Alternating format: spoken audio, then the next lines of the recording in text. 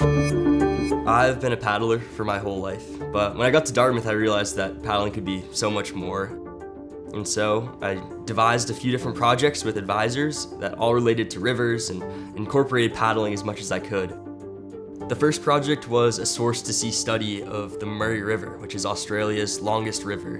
In 2023, two of my best friends and I kayaked down the entire length of the river, looking at hydroelectric dams and interviewing people along the way. Paddling the Murray River was one of the best moments of my life because I had never worked on one task for so long.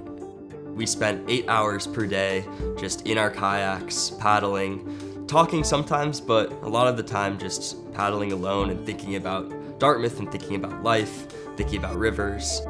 I found that when I returned from Australia, people didn't really want to see my turbidity data or my statistics on the water temperature, anything like that. They really wanted to see these photos and these videos of these koalas and these native fish species and kangaroos that were right next to where we were camping.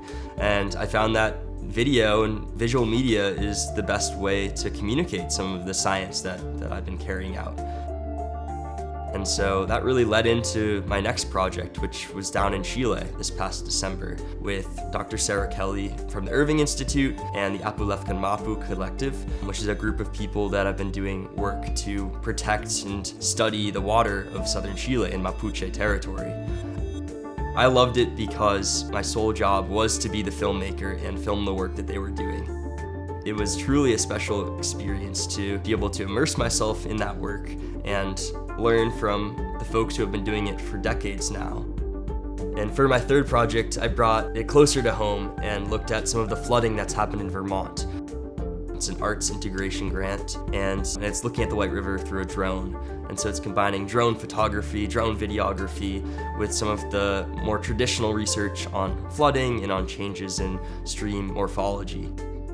I think what makes these projects special for me is these are projects that I've designed, and so I think the fulfillment I get from seeing them through is something even greater. Through these experiences, I've grown academically, I've grown intellectually, I've grown emotionally.